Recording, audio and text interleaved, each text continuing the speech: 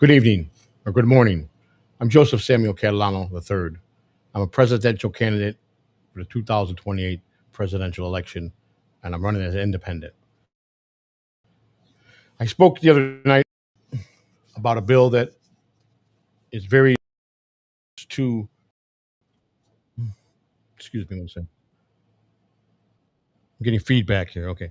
I spoke about a bill that is very hits home with me, and I'm a firm believer that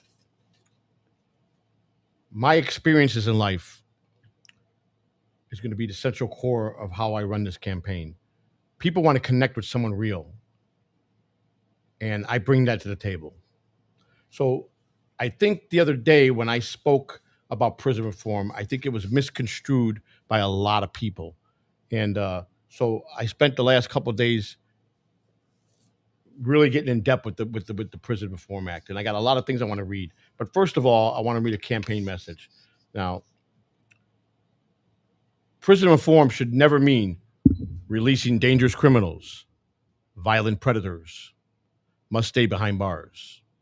But for nonviolent offenders who prove they changed, we should give them a real path to work, rebuild their lives, and contribute to society. It makes perfect sense.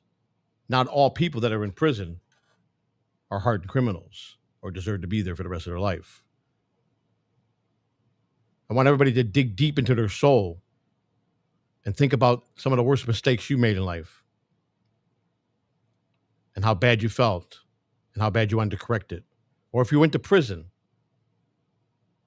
and when you got there, your whole life came flashing before you and you said, is this what I've done to myself? I'm not this person. I need help. There's many people in prison system are like that. I also touched on the Disability Act, which is a very strong bill that was written and enforced very well in the United States. And I was appalled to hear how people with disabilities and handicaps in prison are not even getting what is built into the Constitution and into a law that they must receive these things. And when someone that is profoundly deaf is denied an interpreter, when it's an important meeting, when it's a medical decision, when it's to sign anything, we're failing them because it's written that we must provide this for them, and they don't. And when people say, "What makes you think you qualify for president?" Or better yet, why are you running for president? You want to know why? Because I believe in America. Because I believe America deserves leadership that's built on honesty, integrity, and real life experiences. We've had for 40 years the same old thing promised by the same old people, and nothing gets changed. Nothing. They make it seem like they're giving you change. Do you realize there's 330 million people in the United States? We're $33 trillion in debt. Now let's just put an example, and this is just an example. This is something that can never happen. But let's just say if it did, you took that 33 trillion debt, you divided it by the 330 million people that are in the United States. That would mean each one of the 330 million people will be responsible for about $100,000. Not realistic and happen, but I just wanted to throw that out there because I don't think anybody ever bothered to just add that up and see if it was the people. If we took all responsibility, every person on the United States took that responsibility, it would be 100,000 per person. Don't seem like a lot when you break it down like that, but it is 333 trillion. So I went ahead and I put a lot of work in this because I think I want to get my message across clear. And yes, I understand that some of the things that I'm talking about, the people that have never been in trouble, the people that have never been in prison or plan to never go to prison, which I'm glad to hear that. Um, they don't want to listen or care about that. But you don't care about lowering recidivism in your town or in your state. So this does affect everybody in the United States if this bill is properly done. Now, I understand presidents can't just go in the office, sign and say, this is how it's going to be. I get that. But as president, well, I lost something. As president, this is what I present to someone that can go represent me on what I believe in and to start the process to get this into law. I know from the inside out. I've seen it. I've lived it. A lot of people haven't. I have. I could promise you. I am not trying to tell you to let out hard criminals. You guys took that the other day. Like, you're a criminal. That's why you want to do. But I'm not telling us to give a break to any criminal. I'm not trying to make it easy for them in prison because it's not. Prison is not meant for it to be a cakewalk or for you to have a party. It's not the Ritz-Carlton. So understand this very clearly. I would want these rules, even if it was for me, my own child, or any family member, or any friend of mine. If they were a person that wasn't eligible for this, they wouldn't get special treatment. So I'm going to redo this so you guys can understand this better. The Catalano Prison Reform Act. Clearly, eligibility and public safety standards. Crimes that are never eligible. These crimes permanently disqualify an inmate for participating in the Catalano rehabilitation and early opportunity programs. Number one, anybody who commits first-degree murder will not be eligible to ever apply for this. Number two, anybody that's a serial murderer will never, ever have the opportunity to get any type of break. You will stay behind bars for the rest of your life. Number three, a mass murderer, a mass casualty attack. You have no prayer of getting this program. You will stay behind bars for the rest of your life. Number four, any terrorism resulting in death.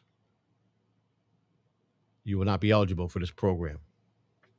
You won't get no easy breaks. Your sentence will remain to what it is, and you will not get nothing even close to a chance if you committed these type of crimes. Number five, a child sex abuse, molestation, no prayer. Don't even think about it. Child trafficking, number six. Again, I'm a father first and foremost. I'm a grandfather first and foremost. If you think because I went to federal prison for making a false statement to a federal agent that I would have compassion or sympathy for people that hurt a child by giving them a program so they can get out and do it again, if you think that, you don't know me at all. I do know this much. A lot of things that I have that I'm bringing to the table are things that I personally experienced, that I got growth from, that I learned. The other day, I said, if we go in an addict, someone goes in as an addict, a bad addict, and comes out the same thing, we failed that person. The system failed that person. And that's a fact. If a person goes in, I mean, if a person goes in mentally challenged because of being a drug addict, and we don't provide the proper way to fix that person, and they come out still a mentally challenged drug addict, we failed that person. The system failed. We have many systems in this place that have failed. Now, I'm not here to point fingers at anybody. I'm not going to be the guy that's going to say, all right, I'm going to complain on this. That president did this. This president did this. That person in the Senate did do this. Okay. We could do that all day long. We could point fingers all day long. You want to be a point finger man? To me, do that. You want to do that? You want to waste that time? No. I'm not here to do that. I'm not here to try to change the Constitution.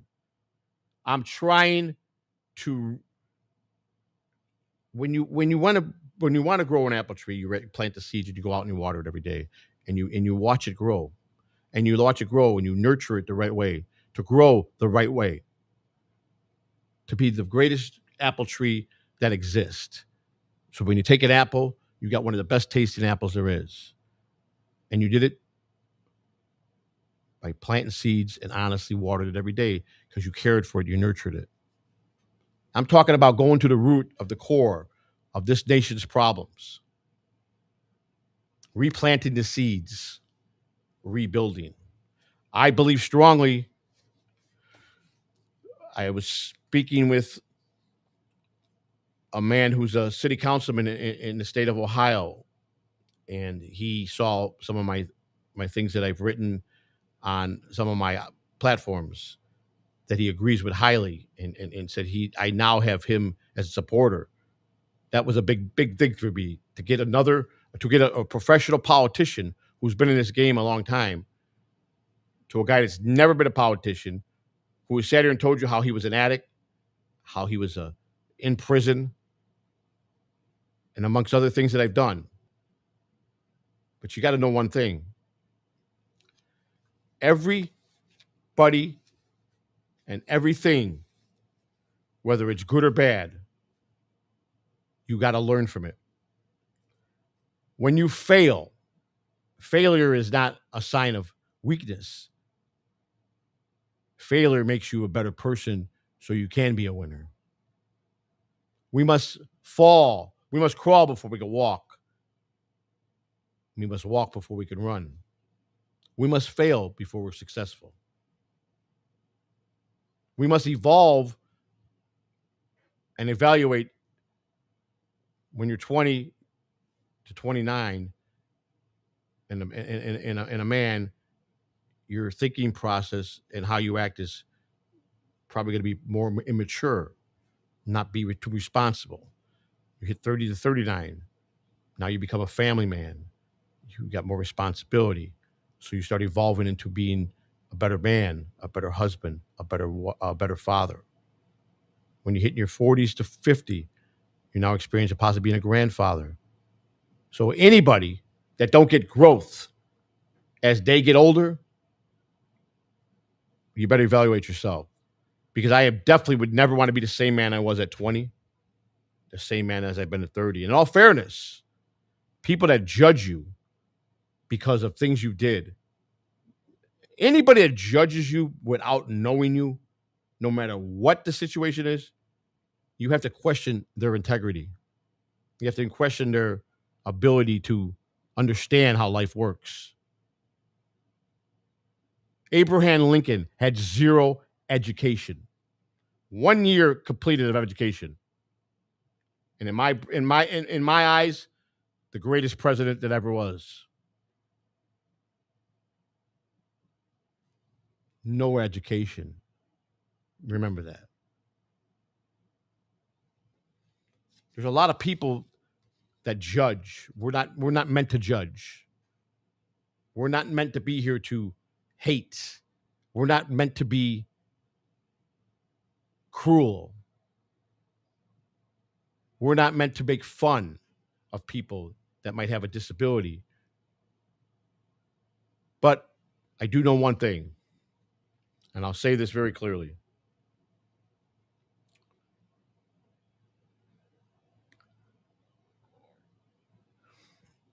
People judge leaders more by how they react than by the way they say it.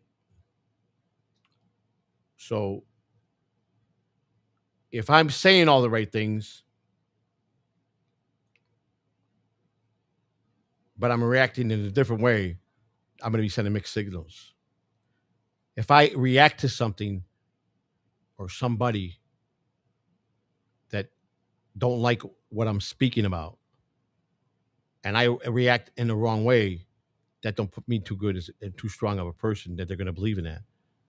I've made my share of mistakes, and I react sometimes very wrongly to people. So every day I learn in my life how to be a better person. So when someone criticizes me, instead of me fighting back, no more. Because I have to maturely give the right answer by saying they're entitled to your opinion and move on from that. Don't give them the breathing room to take it further. Because we are, in this country, are entitled to our opinion. And we're also entitled to bash someone in power of office. There's no written law saying you can't tell a president to go kiss your ass or that you suck or you're the worst president in the United States. There's no law saying that you can't say that to him. There's a law saying you cannot harm him. There's no law saying you can't speak your mind to him or her. And that's what I call when you can adjust yourself from the mistakes or the things you did or how aggressive you got and how you were so quick to fight back. But now you're learning and you're listening. And that's another thing. I had the ability many times to not listen because I always wanted to have the last word in. No, that was wrong. People will pay attention to someone that will listen to them and really listen to them. It shows you care. It shows empathy.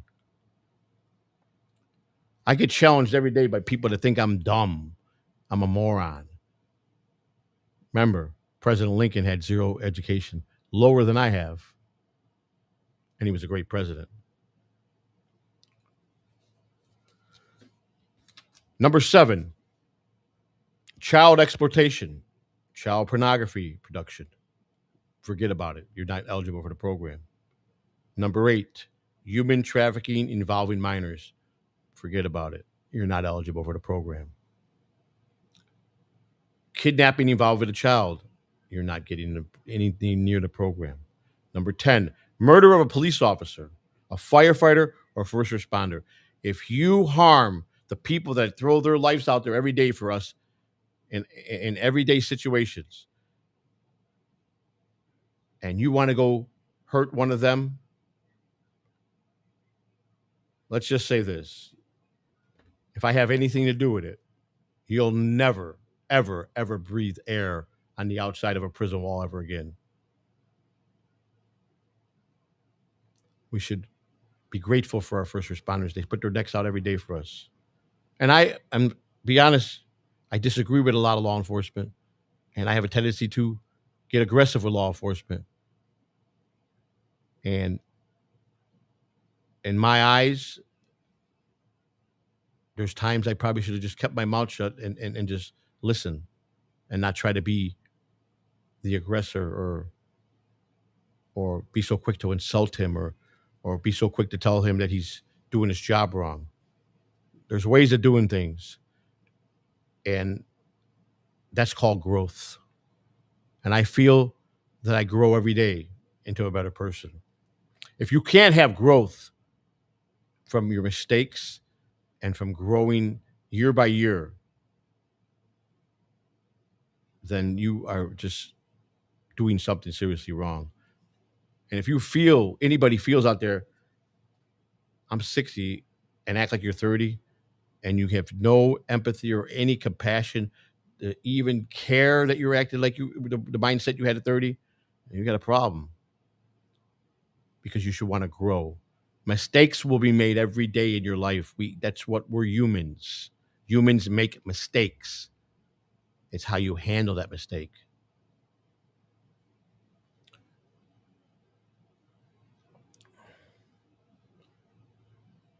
Number 11, murder during a terrorist act. And number 12, torture resulting in death. Number 13, murder during sexual assault. So if you're that guy that has got to harm a woman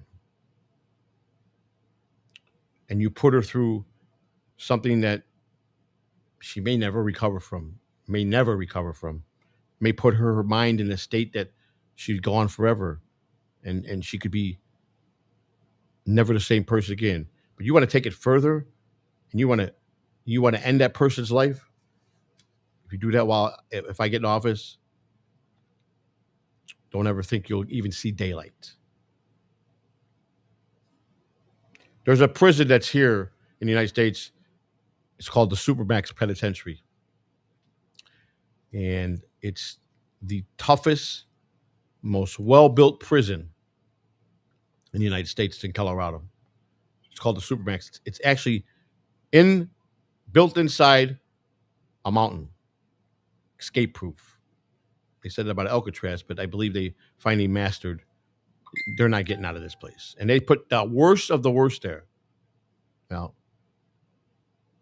if we have to, we'll build tougher prisons. Now I'm going to bring on my guest, who I've learned to respect as a journalist, as a political analyst, OG Mumbling Nick. 1 second, Nick. I have to add you this way. Hang on 1 second. Just give me a moment here. You fix this down here, right there, right here. All right. Yep. Give me 1 second, Nick. Let me just align this. Wasn't sure you were going to come, so I didn't have.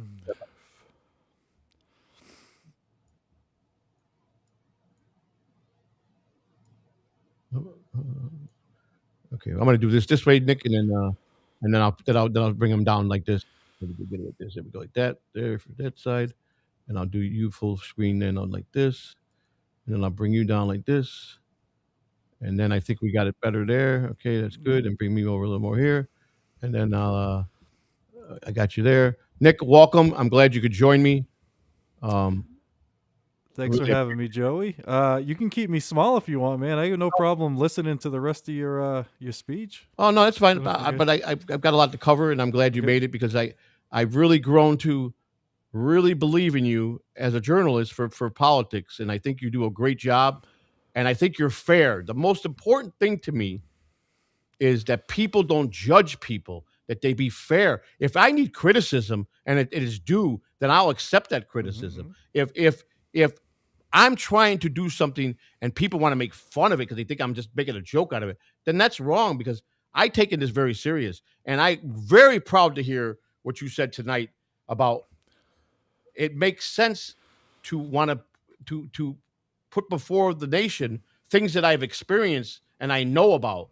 Yeah. It's a great way to because I was told by a few people that I questioned that are in the political world, said that your best defense will always be the honest, integrity way, and to talk about what you know about. If you want to make dramatic changes, I'm not here to change the Constitution. I'm not here to rip on any president, former president, any House Speaker, any senator. What I'm here is to say we have to go back to the roots, and we have to regrow the roots so the nation could get strong again. That's what I'm saying. So I'll get back to this, Nick, and I'm glad you're here.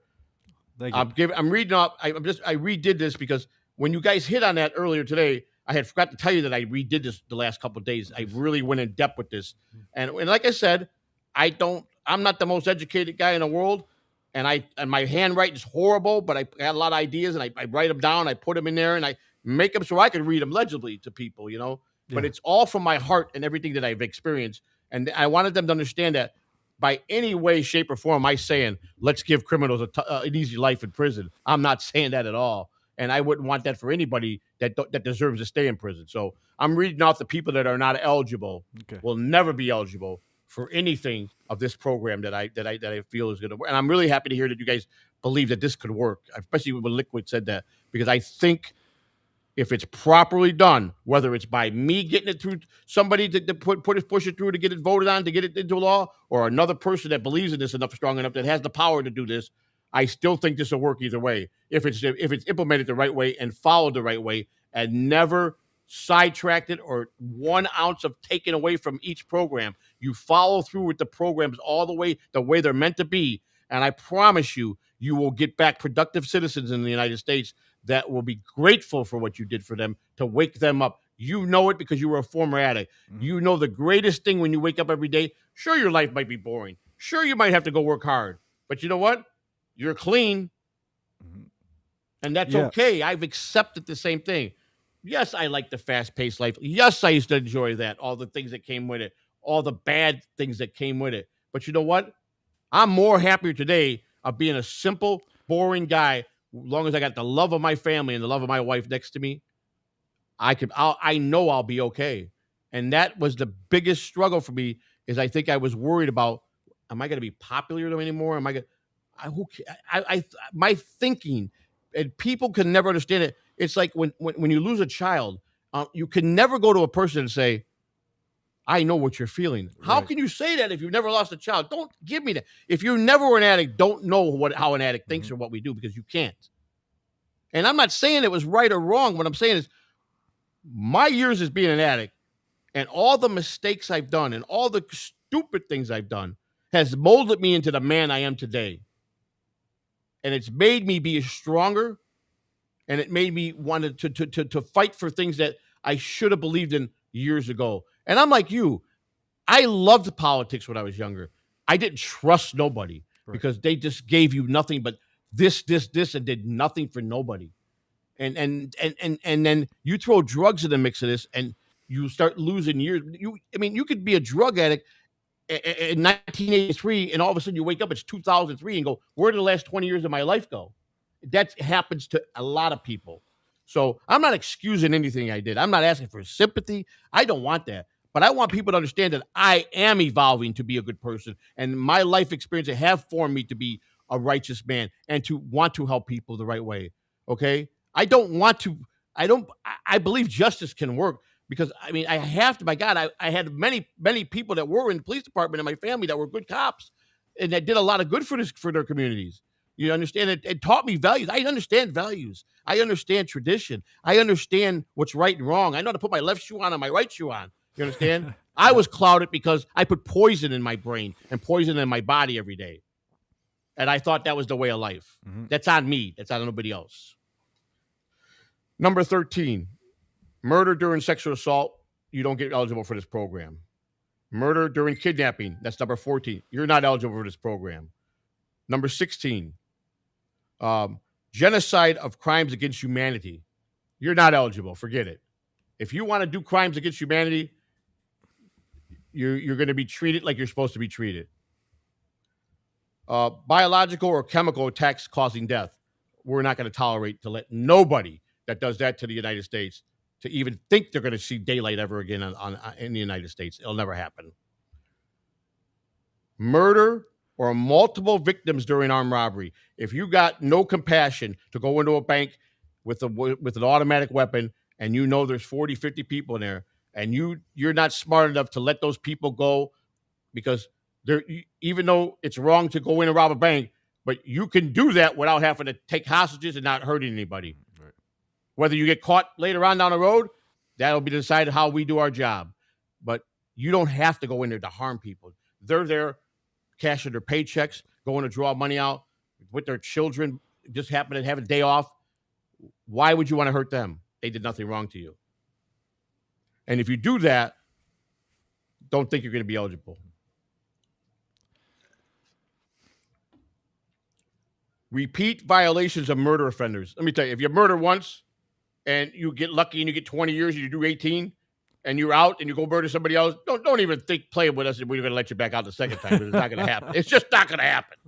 If we give you the chance to get parole on a murder charge, which we do, unfortunately, the United States do have a lot of compassion for people that have committed murder in certain circumstances to do 15 years and they get out. And some of them come out and they're whole different citizens. They made an honest mistake. But if you're one of them guys that think you're going to slip through a program because you like to kill somebody or you enjoyed it, and you do slip through the cracks, which I'm not saying it doesn't happen. It could happen. You can slip through the cracks. Society has proven that. But if you get caught a second time and go back out because it's shame on us for letting you out the first time, don't ever think you're coming back out again because this time you won't. Organized criminal execution. People think I'm all hamped up on the mob. It's a hobby I enjoy learning about. It was something that intrigued me growing up. I say that in a way that, yes, criminals are criminals, but they just had a class way of doing it the way they did it. They didn't hurt children. They didn't hurt the senior citizens. They tried to do a lot of good for their neighbors to get back to the community. They're still criminals, so they're not going to get no breaks because they were nice to my grandmother or nice to your grandmother. You understand? Yeah. I want that to be clear. Yes, it's a hobby. I enjoy the history of it. I am very much deeply love to know the history of some of these men that come from the early days of the mafia, because some of them were very brilliant men and intriguing. And some of them, and this is why I understand why the FBI profile a serial killer and leave him behind bars for 20 years before they kill him, because they want to study his brain and they want to know what makes him tick, and they want to know, they get as much out of that person they can for a study so they can profile other possible serial killer. And it's very effective because they are able to catch other serial killers because of other criminals that they caught. Right. It is an effective tool. I think they go a little bit too long. I don't think someone that you're already ordered to be death to give them 20 extra years. I think you're just not. It's not necessary. You're basically if he gets caught at 40 or 50, and you give him 20 years, he's going to die anyhow soon. Yeah, You're not right. doing nothing for the people. You're slapping the people in the face. 5 years is sufficient. You can't get your information in 5 years. I'm sorry, he's got to go. If he's ordered by death, he's got to go, and that should change. I'm very strong about that. John Wayne Gacy laughed. He got caught. He heard the 32 bodies they found just under his house, and he acted like he did nothing. It was nothing that he did wrong. And they let him paint like he was some kind of painter, I'm glad the governor stopped him. He wanted to sell his art. People wanted to buy his artwork. Can you imagine that? A guy that killed all these kids, and he's this fancy artist now, and they're letting him have a sale out of the prison cell to get the money so he can live and eat in there. I'm glad they stopped that because that would have been pretty bad. But it's like the lady, the serial killer in Florida, that female lady. She really was nuts. Yeah. That the government allowed her to kill. They basically didn't want it. They knew she was killing and they were okay with it. That was her last meeting before she got the needle in her arm. That was her last words. And you got a guy that I couldn't understand became a serial killer. What was the guy that was he a lawyer or a doctor? What was his name? He comes from a wealthy family. The guy that got killed, what was his name? Which one? Ted Bundy. Bundy? Yeah. There's a guy that I can't even understand why he even began it. But after I started reading some things on him, do you know that the first time he committed the act, it was purely accident. He was into some hardcore sex of strangulation, and he accidentally went too far with the person he was with. But he said the power that he got after it happened, he could never shake off his body, and he had to get that. But he chased and chased. It's like I could say this as an addict. When people that smoke crack, you're never going to get high as the first one ever again. I promise you that. You'll never get what you're looking for. You're going to chase the rest of your life. That's a proven fact. The same way with what Bundy went through. He wanted that high of the feeling he had. He never got it.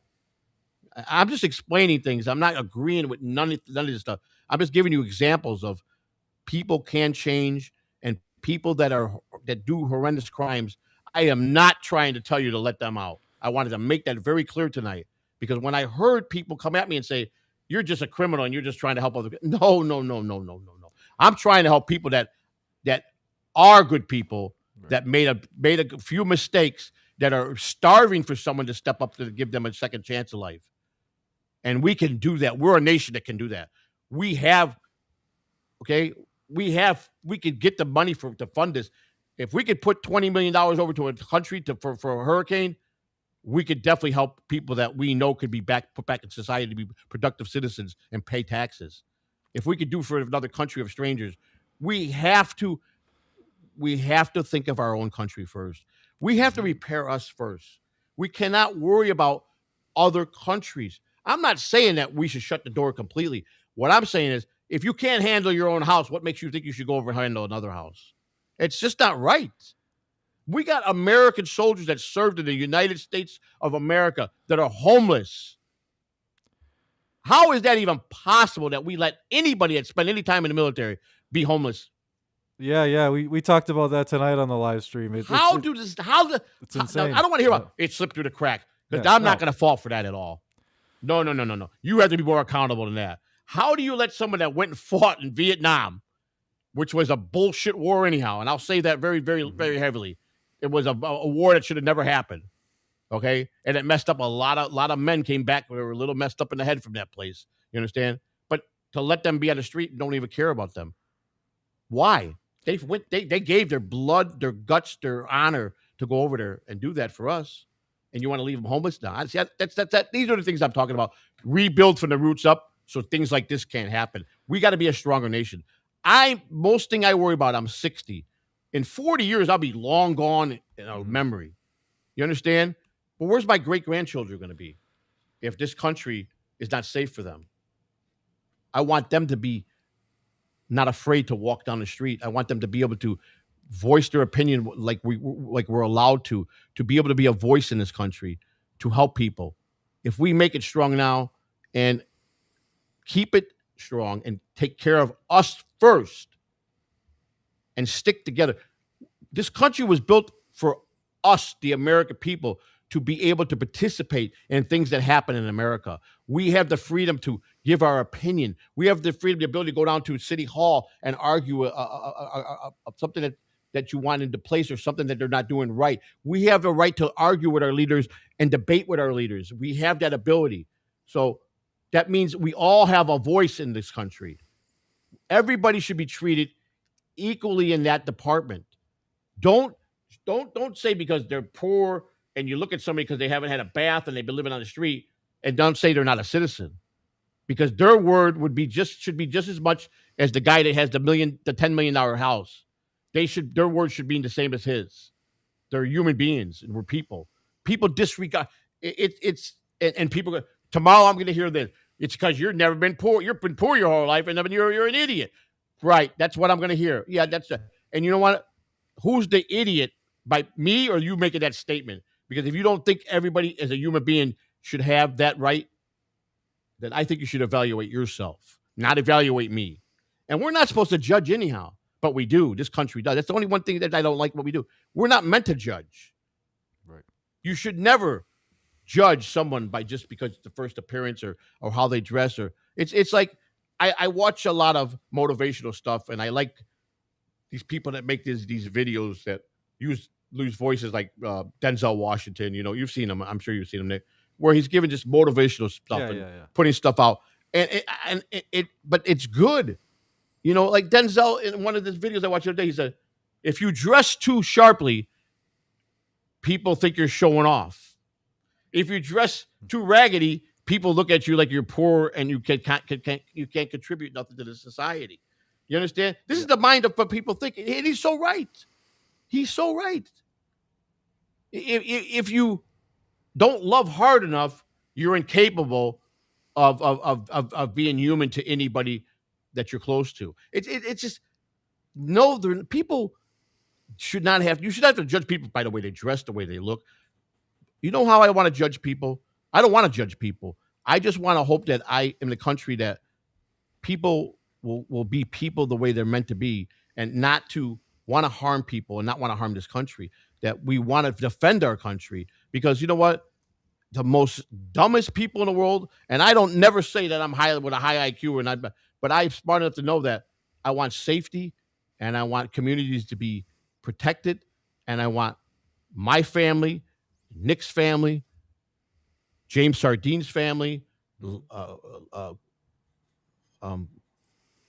anybody that's rich and famous, I want their families to be safe. Anybody, I want everybody's grandma. I don't want no one to feel that they have to worry about walking down the street and worry about. There's how many people that I know today for fact they won't even come out of their house.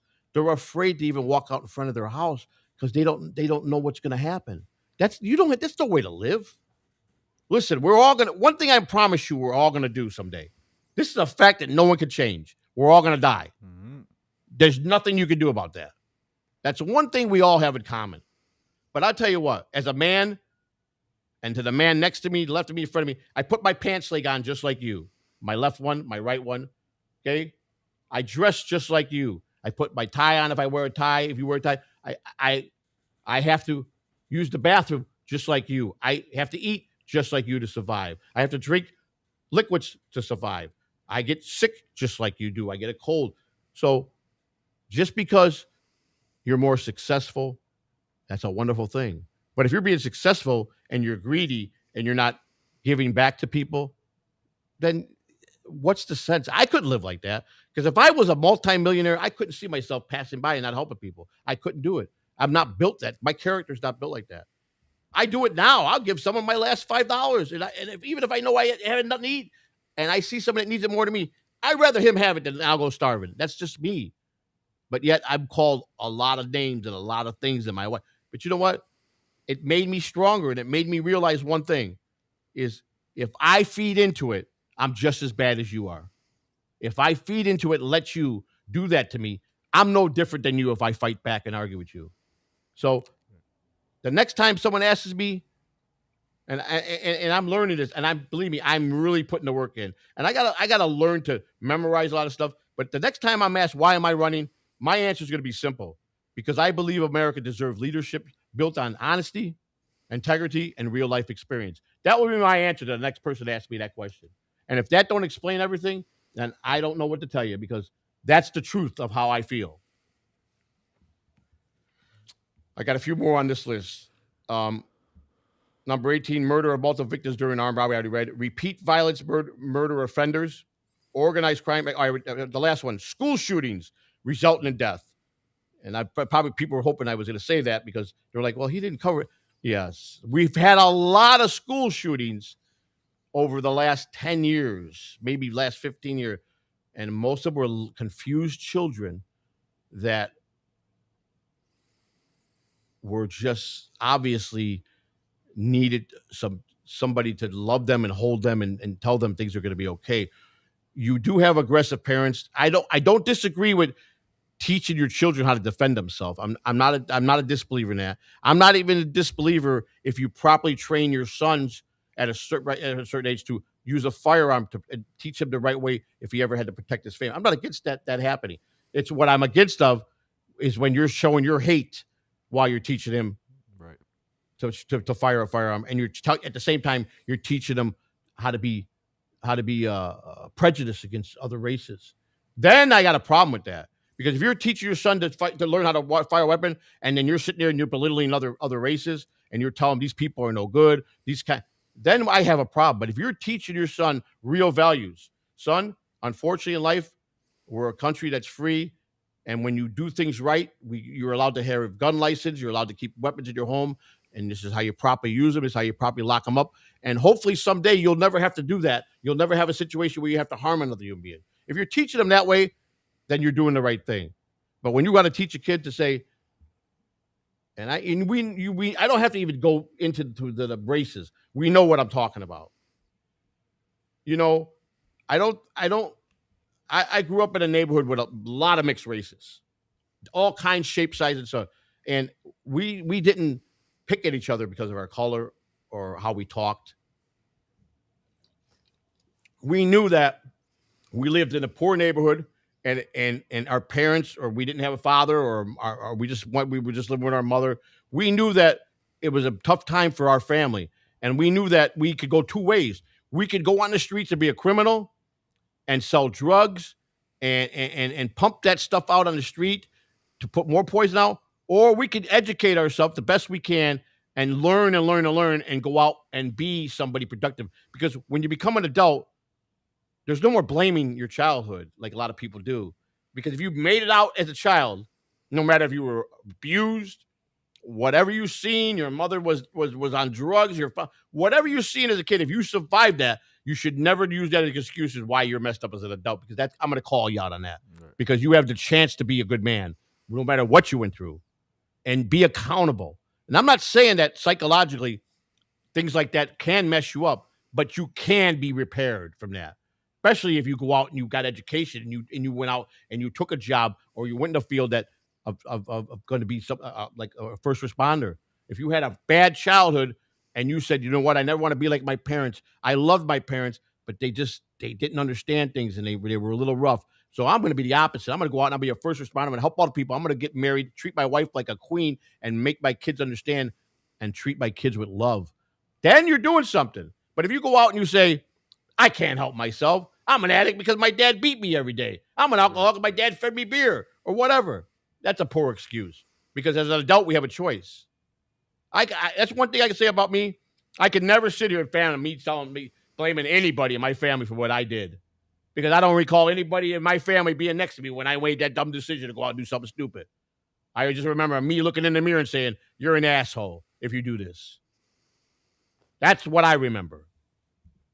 Yeah, there's definitely like an addiction gene, but you got to take accountability. Like I definitely have addiction that runs in my family. I do too. My father was an addict, his brother, a couple aunts, I had cousins, but I was, but my siblings were not. So they Right. watched their father and their older brother, but they still ended up awesome. So And you're it's very right, Nick, because it is there's a lot of diseases of alcoholism and drug addict, being an addict, that is handed down to for generations and yeah. generations. It can be a chemical thing that you pick up from genes from your parents, and that's okay. What I'm saying is, don't point fingers. 100%. Yeah, yeah, Don't point yeah. fingers, because we're all born into the United States, and we are first class citizens. Every person that comes at birth, at that point that day, we're a first class citizen.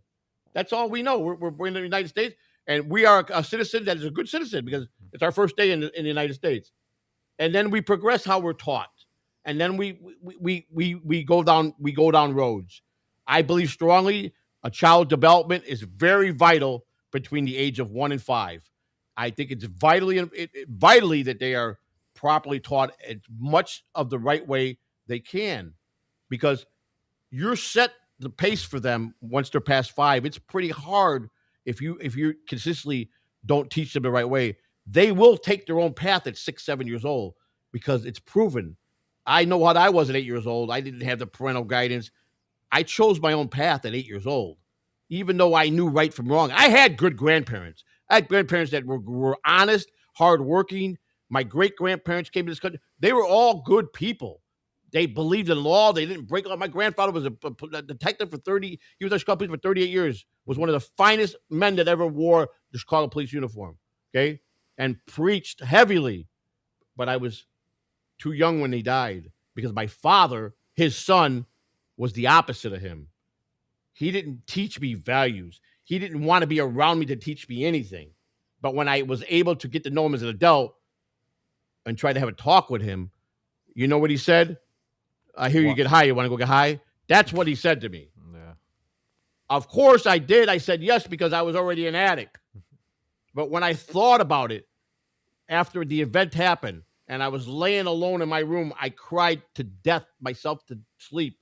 Said, "No, how can he do that?" Right. Even though it was my choice. You see, Yeah. it messed me up badly. But I don't blame him because he was an addict too. Mm-hmm. And he didn't look at me as a son. And I get that. I understand that now. He never looked at me as a son. He didn't. There's no possible way he could have any compassion that I was his child. And I accept that. I accept that. But you know what? When he was dying, I didn't say, screw you, go away. My sister and I took him in and we nursed him to death. We did what the honorable thing was. I didn't respect my father, but he still gave me life. Yeah. And so I did what I should have done. I didn't do something bad to him because he tried to do something bad to me. I gave him a roof over his head, and I comfort him during his time of dying. I think I did. I could sleep at night knowing I did the right thing, no matter what. He's still my father, and he gave me life. That's about all he ever gave me. But that's good enough for me. You know what I'm saying? So I know that when I started out with this, because first and foremost, I'm a podcaster in a very, very crazy world of the Stableverse Corner that is very, very, very, very, very, very unorthodoxly. I mean, so unorthodox and so crazy with people, the logics and the thinking that they do, and the things we see, like the other day in New York. It's crazy, but in a way though, it could be very fun too. You could have a lot of fun here, but there's a lot of people that they judge, and people just think of when they're in their mind when they think of you one way, how they think of you. It just forget it. You can't change that. It's like Carl when I talked to Carl one day. I asked his advice, and Carl said to me, "It's too late. You'll never be able to break out of YouTube, out of the Dabbleverse, to do anything that I told you to do a year ago because you're too installed in the Dabbleverse. You understand? You're a figure in the Dabbleverse now. They'll never let you alone. They will follow you and torture you every day that you try to do something." And he was 100% right. I've tried to break away. I've tried to just go straight baseball interview. And I had to go as far as turning the chat off so they wouldn't disrupt my interview. You understand? So he was right. When I first came on scene and talked with Carl in an interview, he said, "My advice to you, you know a lot about baseball. You know a lot about the problems in your neighborhood when you grew up around all the guys, the gangsters. Talk about that. Go do a great podcast like that, and you'll be successful. But get out now while you can, because you're not that well known. Yeah. I waited a year and went to him. He says, "You're crazy." Everybody told me that. They're not going to let Joey C go. They're not. They're just not going to do it. You're a figure now in them, and that's it. And they set the precedent how they're going to treat you. And I accept that. So it's either my choice to say, I'm done, and I'm just not going to do the Dabbler stuff no more, and I'm going to focus on my campaign. But the best advice when I complimented you and Liquid Cryptic, it was probably the best advice anybody could give me that I really believed where you said it, is I must, and I tried, and I wasn't trying hard enough, I must separate the two. You must understand that whatever you think of me in the Dabbleverse, I put it as all fantasy. Because right. Yeah. if you met me, like several people have, they're going to tell you he's nothing like he is on that screen. He really is. He has class. He knows how to act in public. He's not as. I'm not a crazy, wild, loud fool. I know how to act in public. The other day, I heard somebody made a comment how the first Hackamania, I think it was Quadfather that said it yesterday, how he heard I was stuck in a corner because nobody would talk to us. He is so full of crap. Everybody came up and talked to us. Everybody that said they couldn't wait to see me. Can I take a picture with you? Can I get your autograph? And I'm like, me? Why do you want my autograph for? I'm nobody, Right. But it was not what he said, that I was in a corner somewhere, me and my wife, and we were high and we were dazed out of our mind. We weren't. And for him to think that that's the way he's got to go, okay, I get it, man. That's just you. I get it. And now, I guess a lot of people are going to Hackamania this year. Probably more fans than there's a lot of people I want to meet that are going this year. But I just have no desire to spend the money to go because I've been there and done that. Now, Dr. Steve is promoting me to go. He wants me and my wife there. And he asked me what it will take. I said, Dr. Steve, to be honest with you, I don't really want to go, but if you really feel that I should be there, and I did tonight, I did the taping for Storage Pours with Rocco. Yeah. We did the interview part where because he said, you know what? It was great. I thought it was bad what you sent me to. He said it was great. Me and Carter, I tell you, everybody's gonna be impressed. They showed me the intro. They got it all down to what it's gonna be. It's to be like a 40-minute show with Hackaman. And I'm in there with asking me questions about things, and we just finished that up tonight. But it went well, and he says that it's going to be good. So I think that he'll probably continue that to make a series, and then we'll go to Storage Pours 3. I would go there for that, but I'm not trying to police myself or try to solicit myself to go. I'm not trying to tell people. I told Dr. Steve straight up, Dr. Steve, if you guys they really want me to go, this is what it's going to take. I'm not asking get me 2 direct flights round trip to get me and my wife there.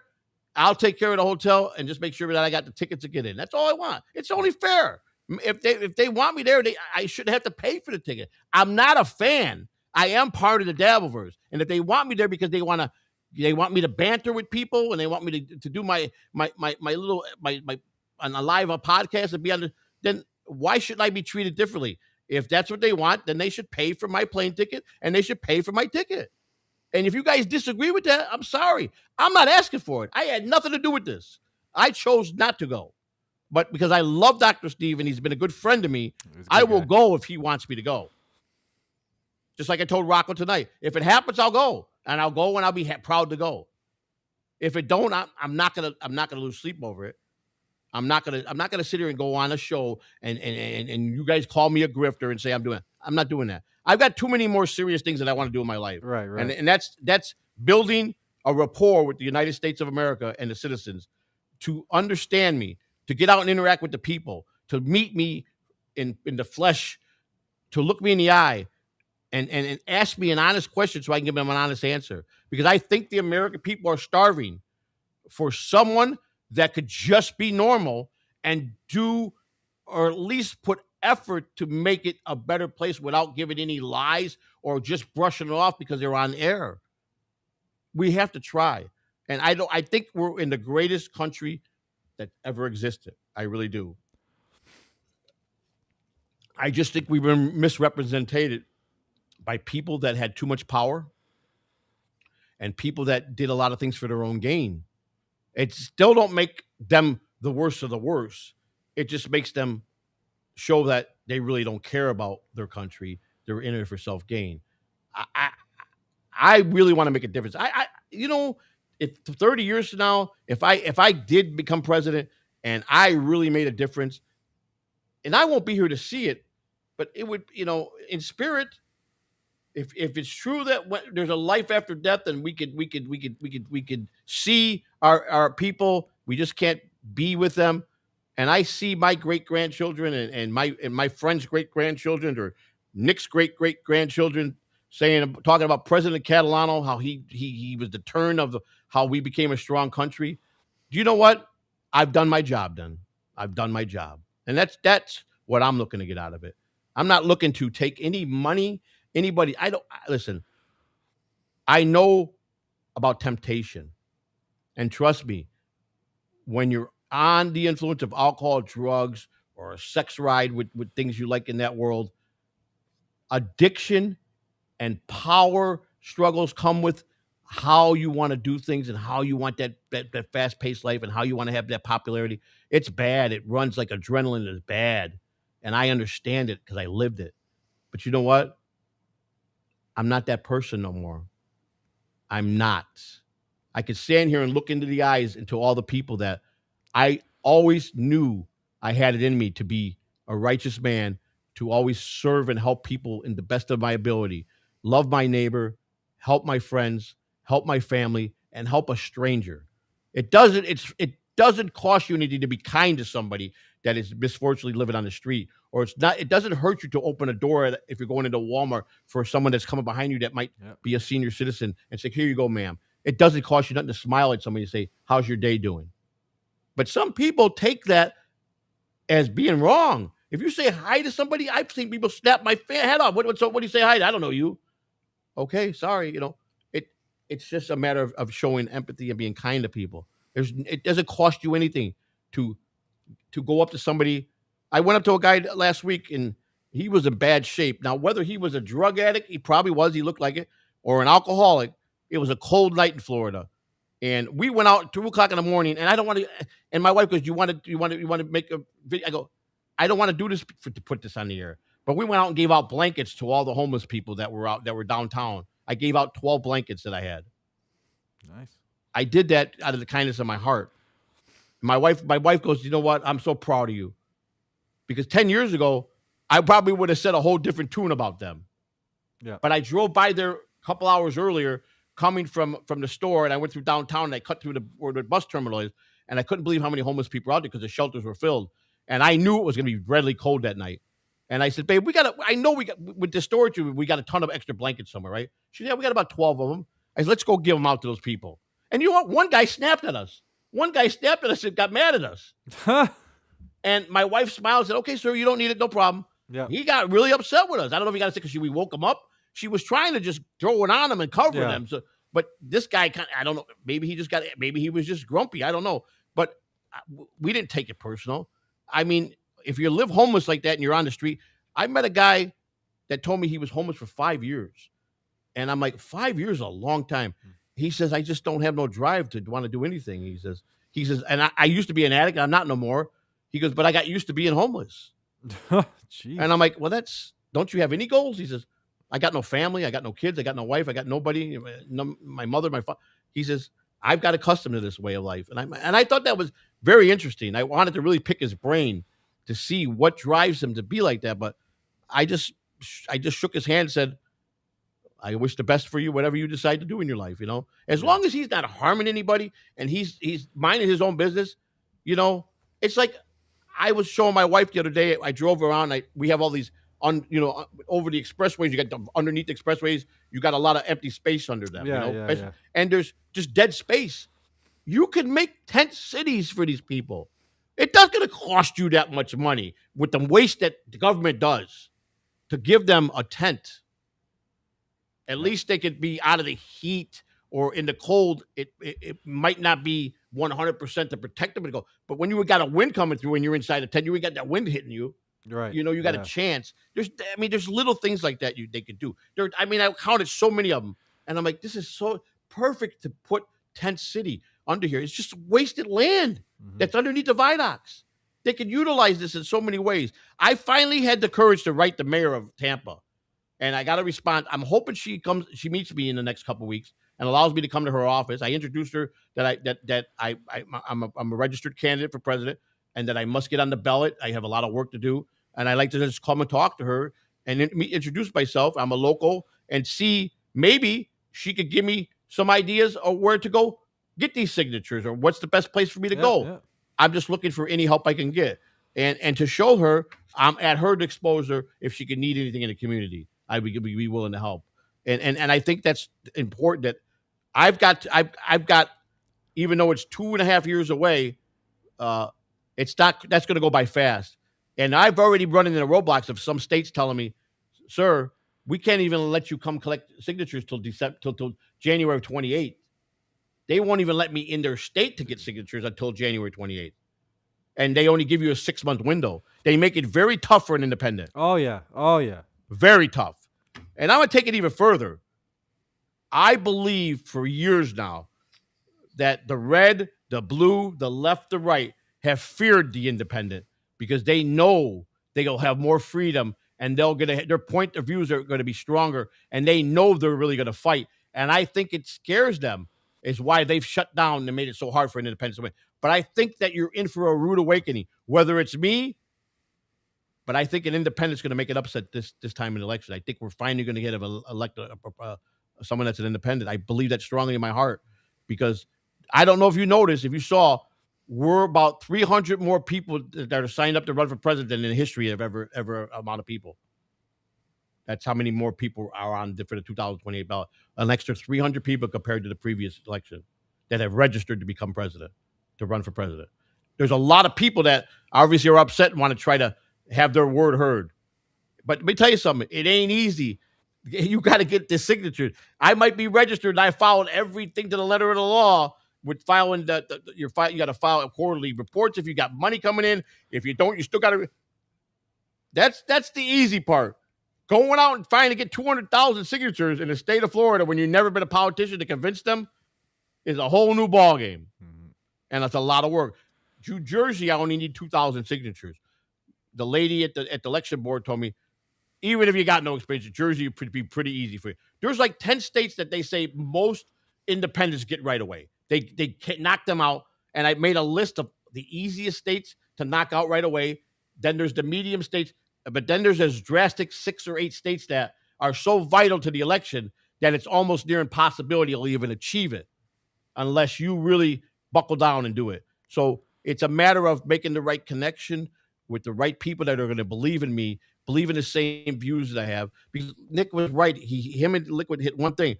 There are people that have never been to prison, who plan on never going to prison, who could give a rat's ass about a prison reform. Mm. They just don't care because they never experienced it. They never plan on going to prison, so they don't understand it. But what they should look into is they should care about lowering crime in their area and in the United States.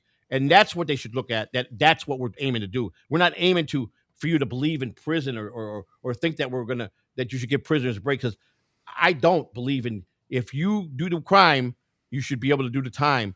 And I don't believe in favoritism, and I don't, because it does happen. There's with the guards, some guards are more afraid of the people that get a lot of power on the street, like gang leaders and stuff. So those gang leaders could pretty much control their section in the jail, because the guards, they just threaten the guards, and the guards buckle like nothing. You understand? And that ain't justice.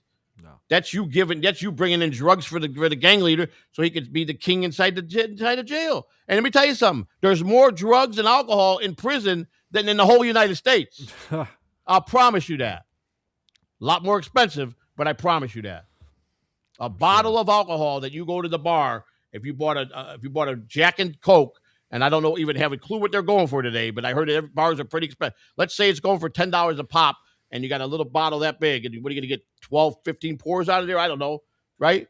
So you add up to that, go for $500 a bottle in federal prison for any top shelf bottle. Jeez. 500, and there's guys in there that buy one a night.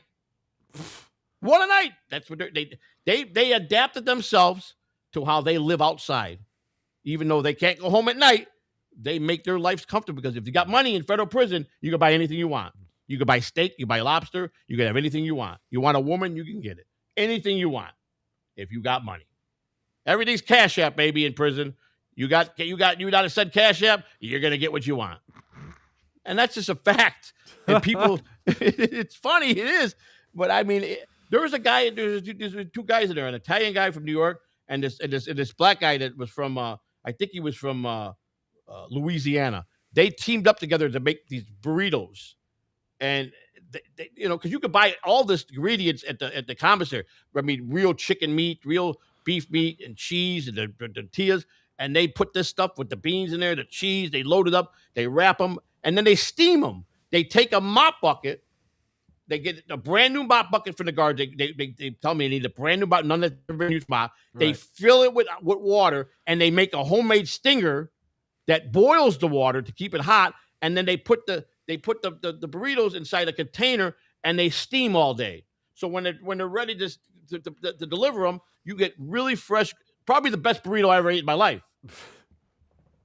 And they come in the morning. They do it 3 times a week. You in for burritos tonight? I got you down for 2. Yeah. All right. Make sure the Cash App's there at that Cash App I gave you by 12 o'clock. They call their people at 1 o'clock. How many orders we got? Well, we took in $3,000. Okay, so that's the usual. And this is 3 days a week. They make $3,000 on a Monday, 3 on a Wednesday. They make $9,000 a week selling homemade burritos. And you want to know something? The guards are right there eating with them. Oh, of course. Yeah. Yeah. That's reality of life. I'm telling you, is reality.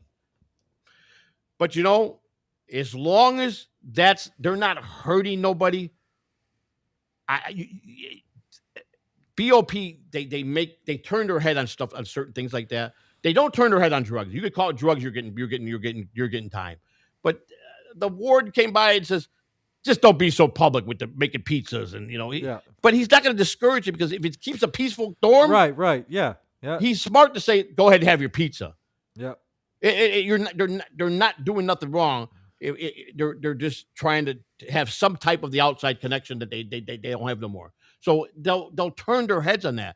And I understand that sometimes you do have to turn a cheek for stuff like that, because that's not a crime what he's doing. They're pretty. Some guys are really nice and share with people. They'll make a couple pizzas. Say, hey, maybe on their side of the bunk, there's 12 bunks. They might feed the whole 12 guys. There's guys that are kind, and there's some guys that won't do nothing, but they just want to be left alone. I talked to a guy one day, and he says, I've been here 8 years. I don't bother nobody. I respect every rule that's here. I don't mess with drugs. He goes, but I love to cook, and I have the ability to go to shopping at the commissary, and I like to make stuff, and I like sharing it. And they don't bother that guy. The guards come, and he gives them a dinner whenever he makes, and they love him. But he just needs something to to have his sanity, and that's what his sanity is. So you got to look at things at prison. Most people think prison should be a cruel place. Prison is a cruel place. Trust me when I tell you. It's not the Ritz-Carlton. A real prison, not no camp, not no low security. A prison that is high maximum security is hell. I promise you that. It's like living in fire every day. It is very horrendously bad. And you walk around with a knife on your body at every given time, because you don't know if you're the next one to be stabbed or killed. That's no way to live. But that's the first thing the guards tell them when they bring them in the intake. You better learn how to fight, and you better make sure you make a shank that you can hide that we can't find, because you're gonna need it. Because they kill it. They stab about 80 people a day here. Jesus. If you look at a guy the wrong way, you get stabbed in those places. If you mouthed off to a guy, the best thing to do is, you don't know what another man went through for that course of the night or the day. Yeah. He might have called home and his opened the mail and his wife served him divorce papers. You don't know what mind they're in. So your best bet is to keep your mouth shut and show respect and just mind your own business. Yep. And you pretty much live by that. You're pretty safe. The minute you want to be a guy that's going to be opinionated and think you're going to be being an asshole, well, I'll tell you what, I promise you're going to be in the hospital shanked. If you live, I will be surprised, because they used to call us over from the camp to go clean up the floors, and it was nothing but buckets of blood we used to carry out of the floor. The most horrendous thing I've ever seen. It's sickening. And ambulances in all day long, come through the front, past the camp, into the back to the prison. Horrible, horrible. So those type of people, my whole point to this is they are not eligible for Right. this program. So don't misconstrue that I'm trying to let prisoners out, because I'm not. I'm trying to help people that can help, who help themselves first and show that they're serious. And listen, there are tests that can be done. There are ways of telling if someone's trying to con us. Some people slip to it. No system is 100% foolproof. Right. Somebody will figure out the cracks and try to slip through. What I'm saying is we won't tolerate that. We're not going to tolerate. If you go in this program, we expect you to be serious, accountable, to work it the proper way. And the end result is that we're going to shake your hand, give you a diploma, and then after you're out 1 year, we're going to pay you a visit and see if you really the program worked for you. Because I think that's important. We go a year later to the people that went through the program to get their honest thoughts. Did it help you? And if they say 100% made me back to a human being, we have a victory. We've done something right. We've rehabilitated the right way. But if you get 100 people saying, man, I slipped through that program, you had so many cracks, and now I'm a big meth dealer, we failed everybody. Yeah. And that's the problem, what we're doing. We're failing too many people. What's the sense of having a prison? You might as well not even lock them up. Because if you're going to just give them to be wild, you might as well just forget it. You're not accomplishing nothing.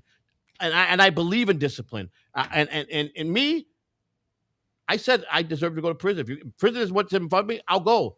I didn't hurt nobody. I did, but I didn't hurt nobody physically. But I did allow a family that might have needed that money, even though he told me, the prosecutor said, you found out about your wife doing it and you were upset. I get that. Why didn't you stop her? Why didn't you stop her? I want to know why. That was his big question to me when I was on the stand. Why didn't you stop her? If you are so sorry, why didn't you stop her? He says, you might have been sorry, but you didn't care because you wanted the money to spend, because you were an addict and you were a gambler. Is that right? I said, yes, that's right. Plain and simple. What was I going to say at that point? He drilled me so hard and wanted me to say those words that, as smart as I tried to be up there, he broke me. He broke me to a human being, to know, now you're human, he said. Now you did the right thing. That's all he wanted me to quit, to see.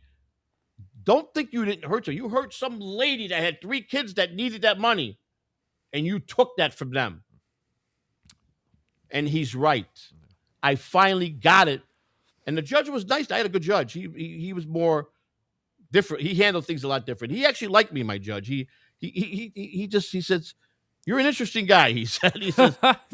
He said, but I don't see you as a career liar. I don't see you as a person that's mean to people. And I see that you probably help. And he goes, I see that in you. He goes, you're a hell of a talker, he said. He said, and that could be a good thing or a bad thing. But he says, consciously, Mr. Catalano, I couldn't put you home right now knowing how bad of an addict you are, because you got a little grandson at home. And it would be unfair to him if I let you go home without being rehabilitated and to let you clean up and dry out, because I couldn't go home and look at my kid all night and let you go home to your grandson. He says, so I hope you understand the difference. He says, so you're not going away for a year. You're not going away for 6. I'm giving you, I'm giving you a little bit more than 6 weeks. He goes, a 9-month sentence. And you already got 4 months in time. He says, so you're going to breeze through this. But the whole point is, I can't consciously go home to my family knowing I let you go home back with another chance after you failed this many drug tests. He goes, because if I don't do this, you're just going to go right back to drugs. Mm-hmm. Am I right? And I said, you're probably right, Your Honor. He said, so you agree with me? You know that I know what I'm talking about. So I'm not being too harsh on you. He says, because really I can't, because you don't really have a big criminal record. He says, and I could, in federal, they don't have to file guidelines. They're not bound to if it says this crime must be 3 years, like the states. He can do whatever he wants, but morally, he says, I'm not going to go outside of what you scored. He says, because I don't think you deserve that, but I do think you need a good 6-8 months to dry out and think about it. And he says, and I think that's going to be the difference. And a matter of fact, I put a call into the judge because I do a prison.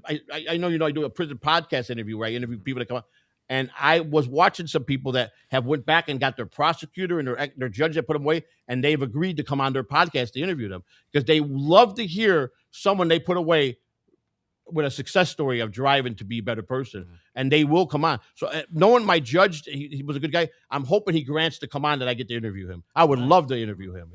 I think it'll be great for me, and I think it'll be a story that to hear his side, that everything I'm saying, how he said to me is true. All you do is look at the transcripts. The transcripts don't lie. Everything I'm telling you will be in the transcripts. So it's like when they did the thing a couple weeks ago about me and my wife, when they actually showed the court proceeding and they used the right transcripts on the day that we changed our plead, that's exactly how it went. The exact way he did. I was okay and happy that he did that the way he did it, because he not only did he show that I didn't lie about anything to anybody in the Delaware. I was telling you how it went down. He took the time to get the transcripts and do it the right way. And it just to show you that you ain't got to call me a liar. Everything out of my mouth is not, I don't lie. Generally, that's not my practice. Okay. I love to talk and I go on, but I pretty much rather be truthful than a liar. And I'm not saying that I've lied. We have all lied in our life. I have too. But that's not my general practice, how I want to live. That's fair.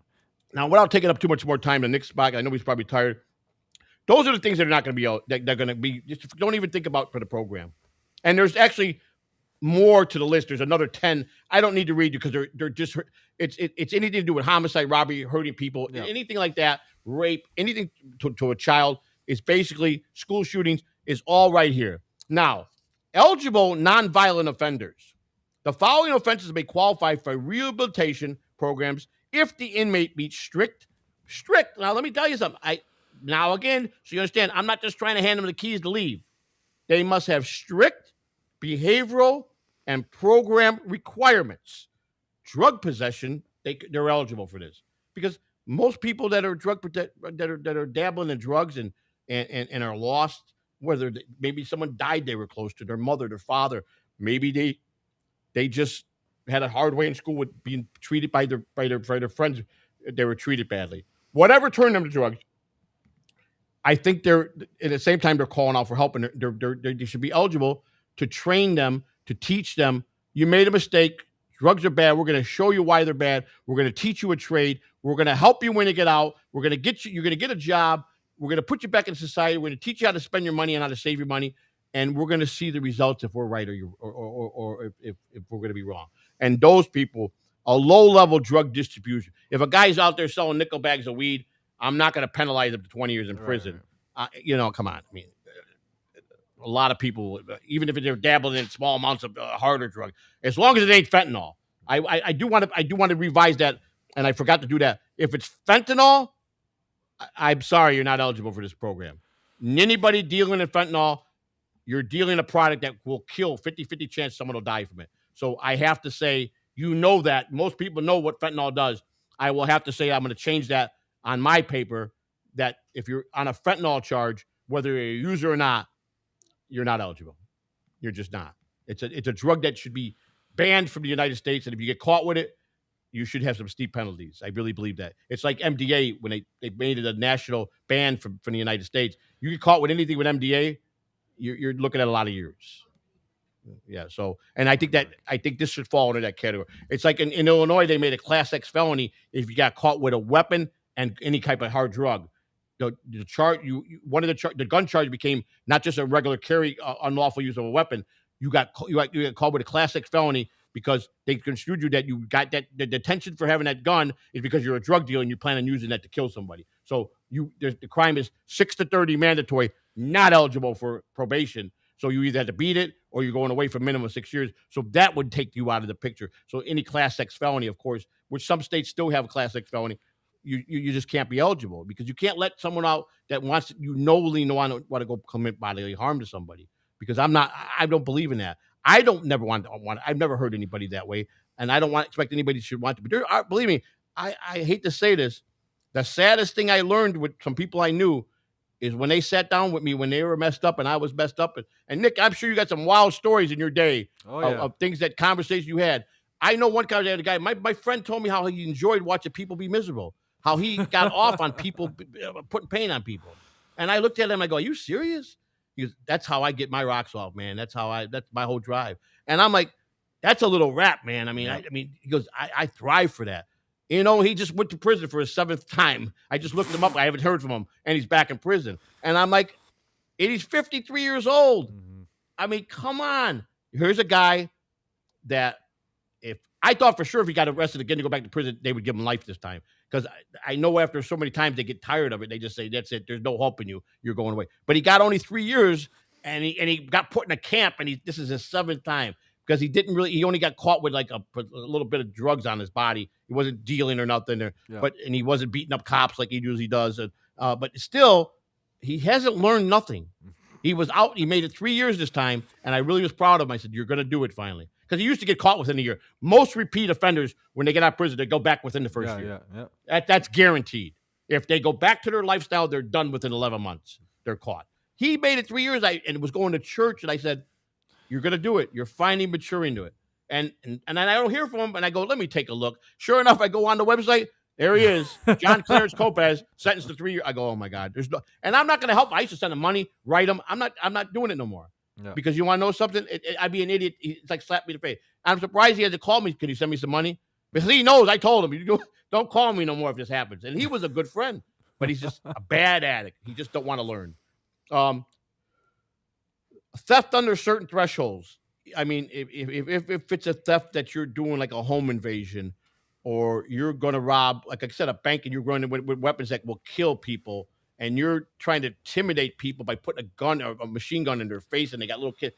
Listen to me. If you could do that to somebody instead of just get your money, get out of there, and take the chance of getting caught, because you could go into a bank without a gun and put a note to a teller, she has to give you the money. That's a fact. She can't argue with you. She can't do nothing. She has to give you the money. If you present a vote that you're here to rob the bank, and you even say something like, "I know I got your picture. I have your license. I know where you live. Give me that money." She has to give you that money and let you walk out. She's not supposed to interact nothing. Then the next procedure is call the police. The police call the FBI, and they do the investigation. Yep. You're not supposed to sit there and argue with them. But so there's no reason for anybody to go into a bank and do strong arm robbery and put thousands of people in jeopardy. You can walk in with your everyday clothes, put a note in that teller's hand, or enough, shake her hand, and be soft as you want. She's still going to give you the money. So there's no reason. But unfortunately, some people have a lot to prove. So those type of thefts, we're not allowing you. Fraud. Listen, if you want to not let someone who's lost and commit fraud, because that's how he makes his money, and he's not trying to hurt small people. He's not trying to go take little grandma's money, and he's going after corporations that rob you every day anyhow and are not true to you about certain things. You know what? He should have a second chance to show us that he can go back into society. Now, I'm saying if we give this guy a chance and he goes out and he does good, but then he goes back to it, I'm sorry, you're never going to get the program again. You understand? So I'm trying to make people understand that I'm not trying to be soft at all. Prison is not meant to be soft. And I presented it in a way that I understand where it got misconcepted by people, because people that I was presented to were just looking at me as the guy they know in the Dabbleverse who's been a criminal, So, and I thought it was important, and I watched Nick quite a bit. Sometimes I don't say hi in the chat room because I don't want to be bothered by the people that will come and are going to attack me in this chat room, people's chat. But I always try to say, "Nick, how you doing? Hello," and I've really grown to respect you, Nick. And I'm really sorry for last year when you tried to connect with me that I didn't believe enough in you to that was on me.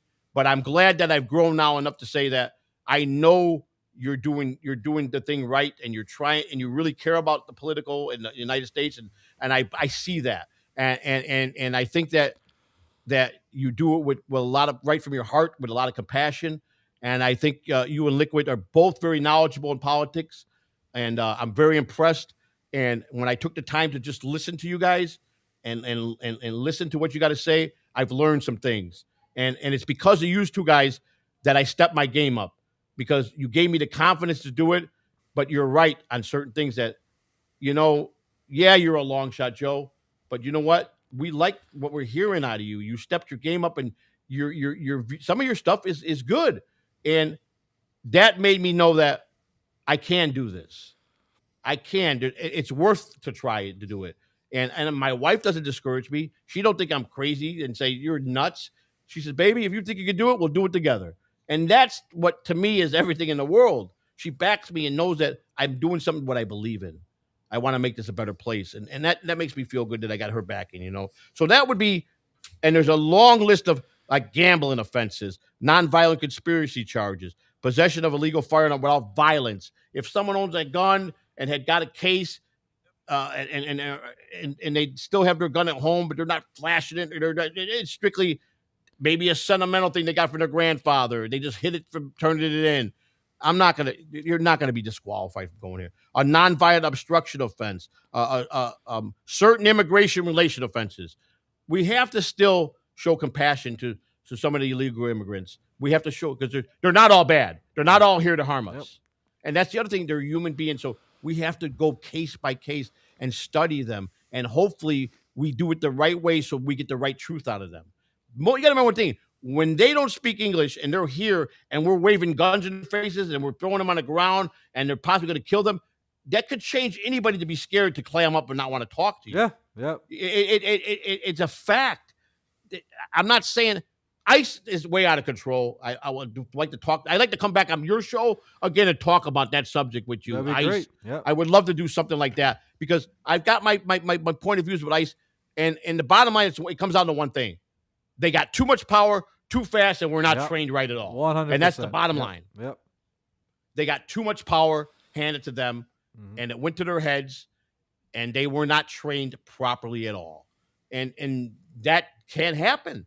Look what happened. We lost American people because they weren't trained properly, and because we gave them the power and saying, don't worry, do what you got to do. Yep. You can't do that if you're not training them right. Nope. You can't do that. That's like oh my God. It's an old cliche that gangbangers on the street, they go find a 13 or 11, 12-year-old kid. They say, kid, they would look for the one that's poor, no father, and they throw a bunch of money in his hand. How would you like to make this every day, kid? Right? All we need you to do is one thing for us. I'll put $500 in your pocket every day. You're an 11-year-old kid. All we want you to do is go over that corner and kill that guy right there. What's the kid going to do?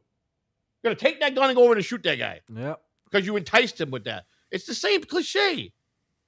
You're giving power to a kid that shouldn't have that kind of power, shouldn't even be having a gun in his hand. But you're using it for your own personal gain because you know, but see, they got smart. 20 years ago, that kid walked. He went to juvie and he was done. He got out. Nothing happened to him. But now, they will try you as an adult at 11 years old, I promise you, if they could prove that you knew what you were doing. And most of them do. So laws have gotten better for that. Not perfect yet, but they did stuff.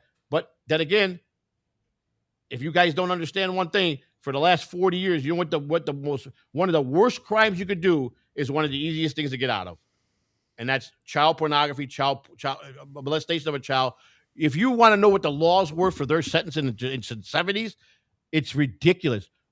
A psychological evaluation, probation, and maybe to go to do some weekends in the county jail. That's it. They didn't give them nothing. If they got a year in prison, they were lucky they got that. And we still don't have stip law for those people. What's his name? We had a victim in the Valvers. My friend was victimized by a guy that was his employee. Oh, yeah. And he got less than 5 years. That's insane to me. Mm-hmm. But yet, they'll lock a drug dealer up for life in prison and let a guy who wants to harm children out. And he's only have to do 2.5 years. He's out. That's it. Oh, big deal. He's got to register as a sex offender the rest of his life. And maybe he'll be on probation. But you know what? He's still free. He's still free. They give getaway drivers life in prison for driving a fucking car. Yeah. I mean, I'm not sitting here, again, I don't want people to understand that because I've been in prison and I got a lot of people I know in prison, I'm trying to say because they're my friend, they should be let out. But I do not agree with someone that was just a straight drug dealer, didn't murder anybody, didn't rob nobody.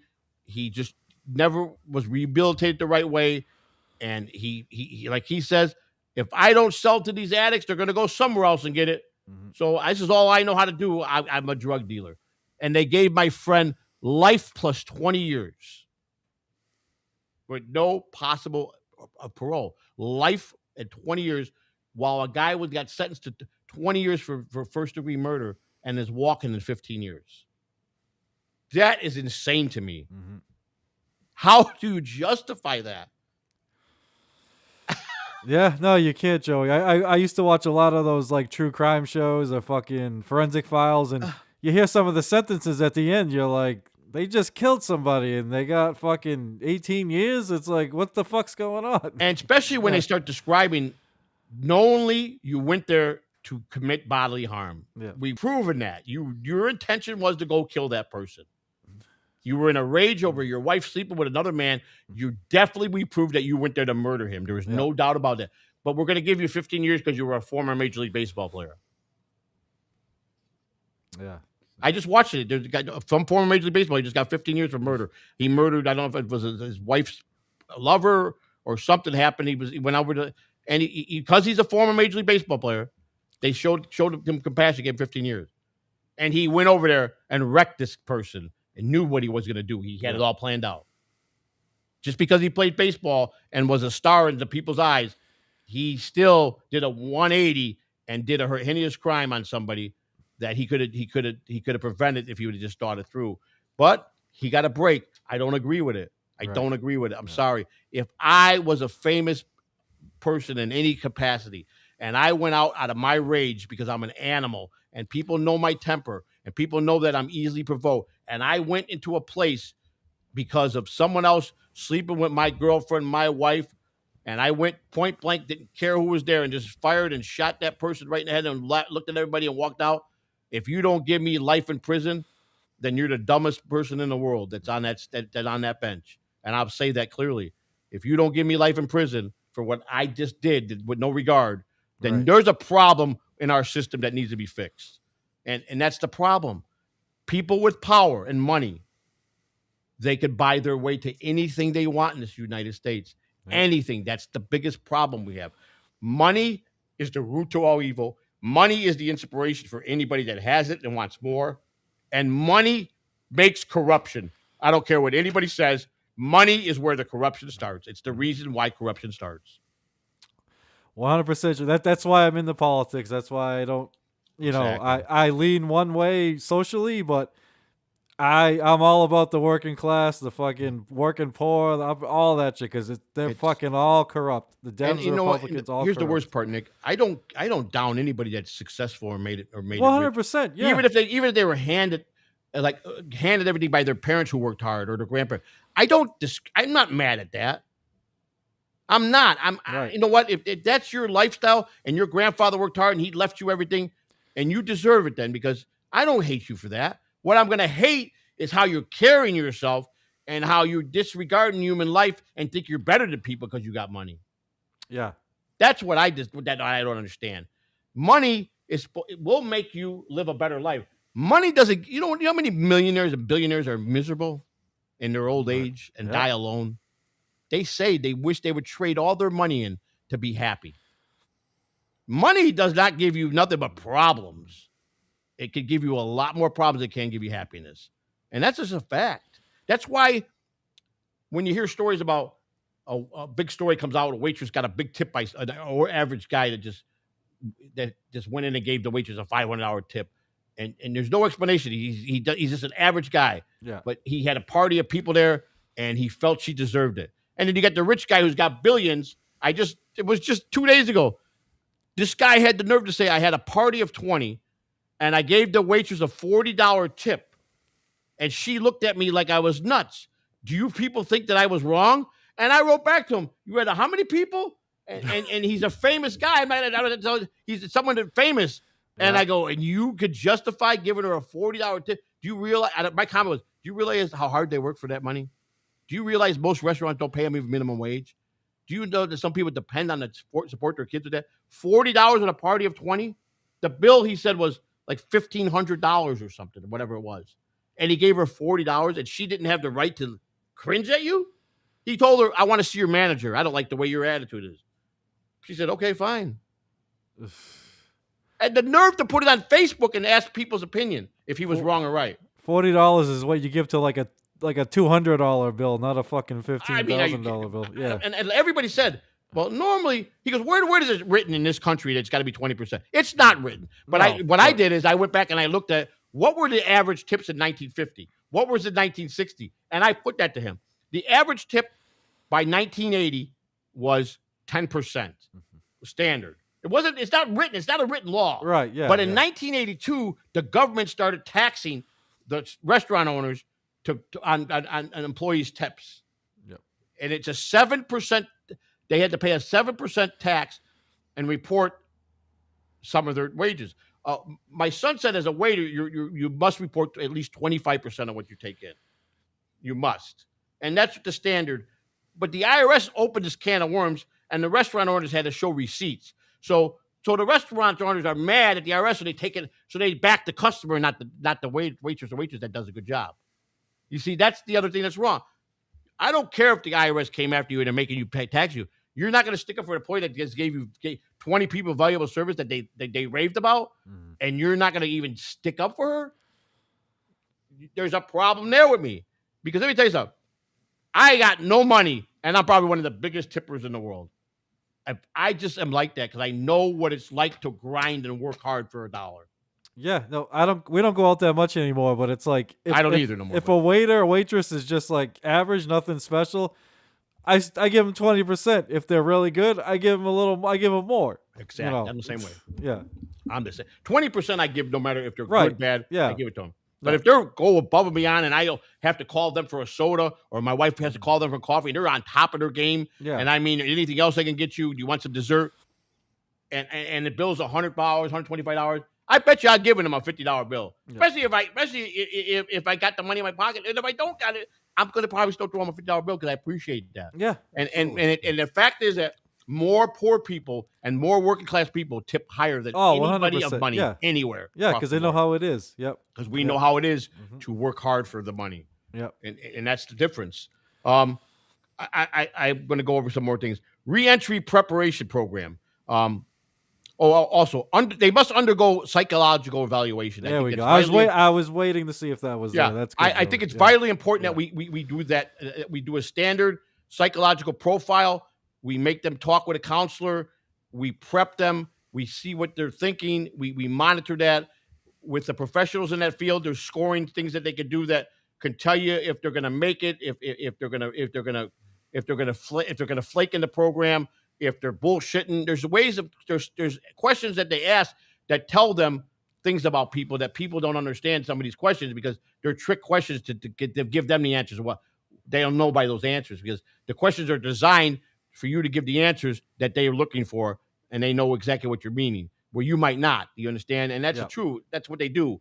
Participate in victim impact awareness program. If you are in jail because of you hurt a victim, as far as like you stole money from somebody, or you were a drug addict and you ran by and took someone's purse and got their wallet. You didn't physically hurt them, but you snatched their purse. We got to have a victim impact awareness program to understand what they did was wrong. You should not want to ever do that to a victim. There should be some consequences that I think that when they start earning money, I think if it's, they don't have, first of all, first offenders, we can't, if it's high dollars, they're not going to qualify. But if it's something within reason, I think that then we should make them get a money order, and with the help of your counselor or the people that got you in the program, to contact that victim, where you can make a public apology with them there in public with you and say, I'm sorry for what I did. Here's the money I took from you. I think that's not asking too much. I think it would be good for their soul. This is just something I personally think. I don't know. It would definitely be good for them to meet and try and get some forgiveness. I'm just saying that's a personal thing that I chose, whether it could be implemented or not, that I think it would make you be a better person inside for your soul. That's the reason why I wanted that. And that's strictly to something, my own personal preference, which is there's a lot of things here that mean a lot to me that I think because of my own personal preference, but I think they'll really work. They must demonstrate consistent work participation. You cannot just start calling off work and being lazy and all of a change your format. You don't want. You got to work. You got to be a productive citizen. You got to pay your bills and you got to work. And to pay your bills, you got to work consistently and stay at the job and do your job and get promotions when you deserve them and be productive for that company. If you're productive for the company, they make their profits. we did right by getting them the people that they hired, by putting them through the school to get the test. It's a win-win for everybody. Now, I'm telling you, when crime starts lowering because people are working, plus it helps unemployment rate go up because you're going to get people that are going to work that want to work. The problem in this country is people don't want to work. They're lazy. That's the main problem in this country. It's not that there's not work up there. There's are places that it's hard to go, but there's people that can't take a job. I'm not saying you have. A lot of people don't agree with some jobs because they feel they're overqualified or they're not ever do that. I get that. I was the same way. I'm not working at McDonald's. Are you kidding me? If I got to work at McDonald's, I did everything wrong in my life, you know? But if that's all that there's offering, you got to feed your family, my suggestion is you better go work at McDonald's until you find something better. I was the 100%. same way. I made a vow to myself at 15, I will never work at a fast food place. And by the grace of God, I never had to. You understand? But if I was now at 60 years old and I had my little grandson needed a surgery and my family couldn't do it, I would work at McDonald's to help pay for that thing. Oh, yeah. Now I would do that. When I was a teenager, I told my friends, I'll never work at a fast food place. I'm sorry. And I lived by that, and lucky I never had to. But I changed how I think because you never know the situation might come into your life. And that job that you dislike or disagree to work at might be the one thing that'll save someone that you love. You know, so you have to stay consistent at a job. And I tell a lot of people I've been passing, don't do something you don't like to do. If you're miserable at your job, don't do it. Yeah. But if you have to do it because it's a survival, then you have to do it. But if you got other means, why would you take a job that makes you miserable? Do something you love. If you're able to do something you love and you have the training and you're good at it, I would suggest for anybody to go do what they want in that respect, to do what they love and what they're crafted at. But if it's a situation that you have to do, then you have to tell yourself, hey, it ain't going to kill me to put my pants on it every day, get up and go to work and take care of my grandson or my granddaughter. It's something my daughter's struggling. I got to step in. So there's nothing wrong with that. You have to adjust. You got to be willing to understand nothing's too good for anybody. No, you got to realize that situations arise and that you've got to, when it's time to step up, to be a good parent, a good grandparent, a good mentor, a good leader. You should, if you're a boss at work, you should never ask anybody that's under you to do something if you're not willing to do it too. Right. That's rule number one. Yep. If you're not willing to put yourself in the floor with them to show them you'll do the work just like them, and you just want to be a lip service boss, and you got no business being a boss. Mm-hmm. That's one thing I did in the 25 years in the minor leagues is I told every guy that I hired in that clubhouse, because they used to get mad. I had a lot of kids that come to high school kids, and I go, you think I just sit in my office? I tell you what, you do my job tonight. I'll teach you how to do my job, what I got to do when you're out here cleaning the cleats and you're out here doing the laundry. I'm going to show you what I do. And I'm going to let you do it tomorrow. I'm going to teach you everything tonight about bat orders, about budgeting, how to find out where we're going to get money because we got bad uniforms and they're telling me in the front office we ain't got no more budget money. What are you going to do for the players tomorrow? What you have to do for them, and you have to, where is this coming from? Where are you going to place it? You do all this stuff that I'm sitting at my desk doing nothing and you think I'm not, and I'll come out here and I'll be glad to pass out laundry because I done it for many years and I can do it like that. So let's do that. And they never want to do it. They go, oh, I'm sorry. I'll go out and do laundry. I sent them home early. You guys did a good job. They go home. Who's going to pass out all this laundry? I go, you wait till you come in tomorrow and see how the clubhouse looks compared to what you guys leave it at. And they come in and go, holy shit. You do that? Yeah, I did this because I could do it hands down with my blindfold. I know what to do, but I'm not afraid to. And that's the difference of being a leader. I had a kid that told me, I was hard on this one kid really bad. I believed in him so much that he had the makings to run a spring training. The players liked him. He had all the makings to be the right guy for the players, what they needed. But he was a mouth. He had a mouth on him, and he thought he knew everything, and he was opinionated about everything. And he always tried to tell me I was wrong and he was right. But I didn't fire him because I saw a lot of cockiness in him like me. You understand? Mm-hmm. So I nurtured him. And when he pissed me off, I suspended him for a day's work without pay. I sent him home. I taught him some lessons. Do you know today he's working in a major league clubhouse, and he called me about 5 years ago to thank me for being the greatest boss he ever had. I taught him more value. Nice. I believed in him and never gave up on him. And you know what? I never thought in my million years anybody would ever call me and tell me, because I could be I could yell pretty good. And I've even had players say, come on, take it easy on him. He's a kid. Well, you know what? But you guys are going to bitch at me tomorrow if something ain't done right. Mhm. But I get it. I won't be as hard on him tomorrow.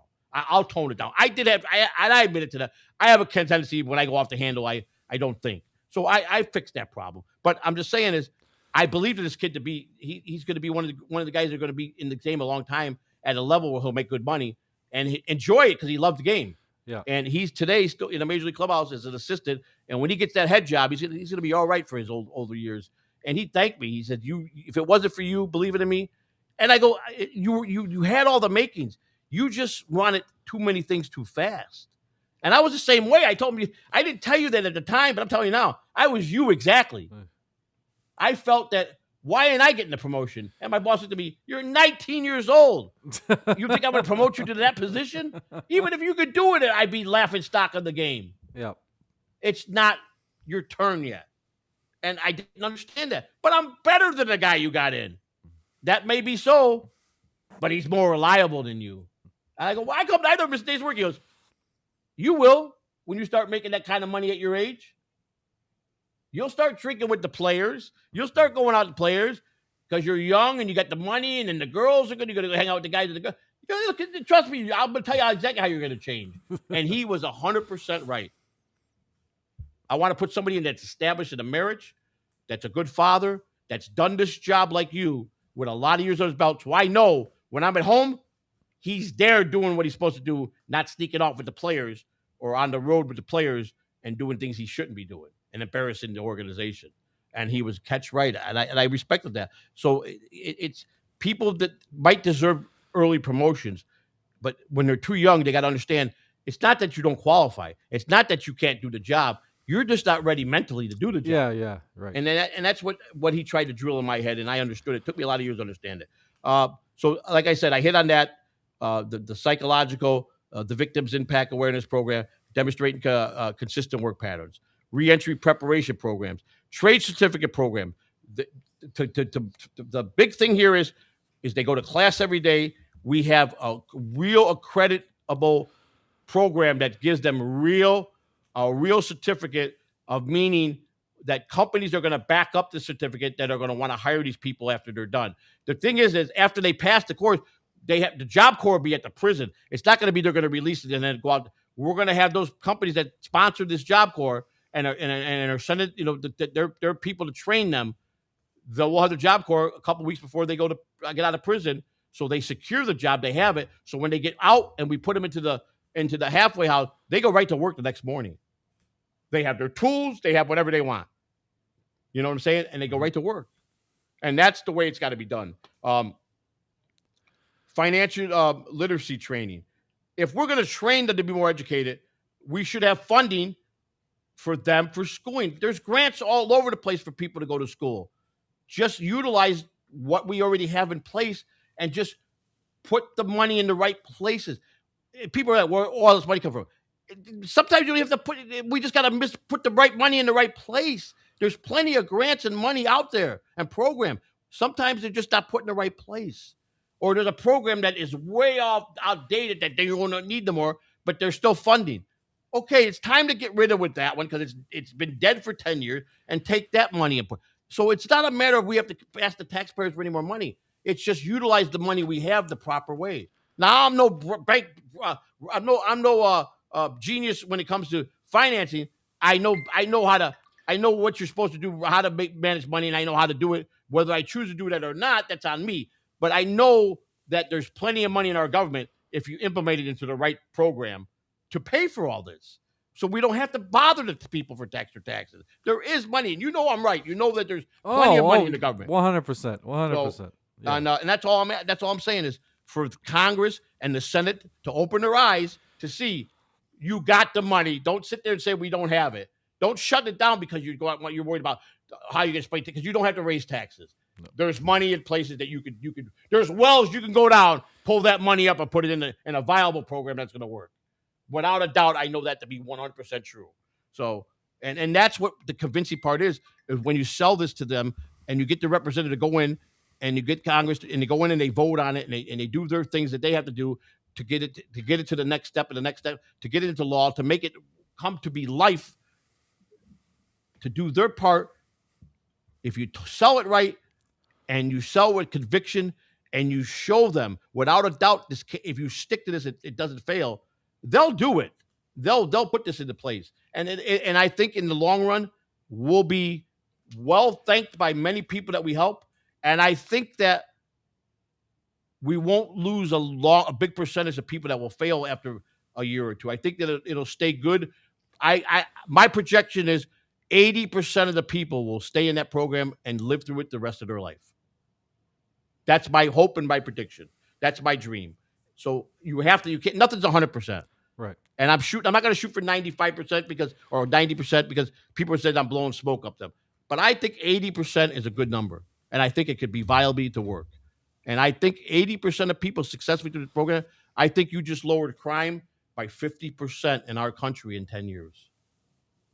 I believe that strongly. A 50% reduce in crime, you got a happier people. You got people that are now not afraid to go to the parks with their kids. You got people that are going to trust their kids to be out in front riding their bicycles now because you've done something big. You brought back this country to where it was always at one time. You used to be able to walk down the street, leave your house doors unlocked, your neighbors looked out for you. You could do all that in a world that had serial killers, that we had a lot of crime, but you still had the neighborhoods that took care of each other and protected each other. You had that. You had people that watched your kids if they were out there. You had neighbors that cared. People are afraid to do all that stuff today because they don't trust nobody. We have to instill, first and foremost, the biggest thing to make anything work is instill trust from the American people to trust their government again. That's the first thing we got to accomplish. We got to let them trust us. We have to show them we're trustworthy enough. They can trust the government to work for them now. That's the first thing we have to do. And then we go to the root of all the problems and we nurture them. We re-soil them and we just go along at the right pace with all voices involved.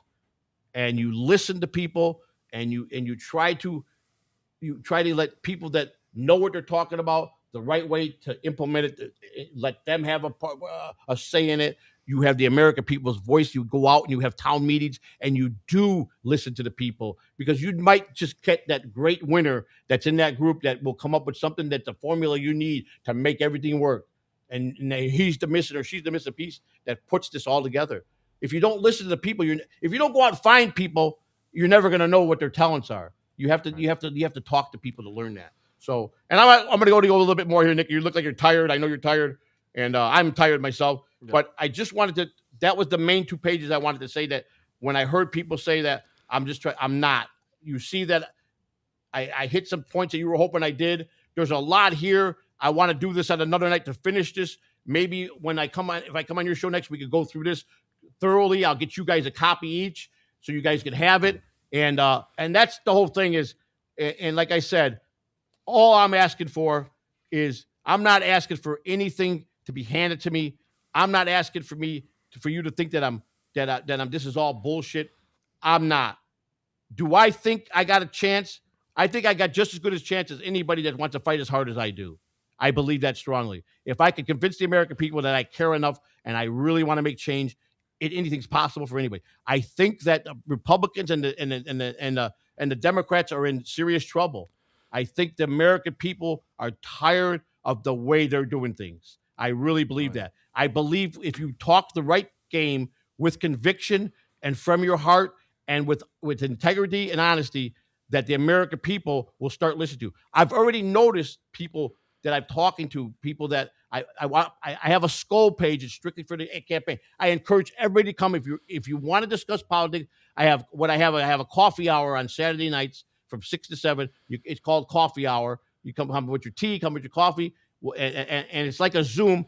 I'm in on the live stream, and then if you're a member, you hit the call button. You come on with me. You don't have to show yourself. You can just talk to me. If you got a view you want to vote, you want to ask me a question, I will answer to the best of my ability, and we can learn together. But it's no nonsense. It's nothing but for politics and in the campaign. It's not for a baseball game. It's strictly for what we're there for.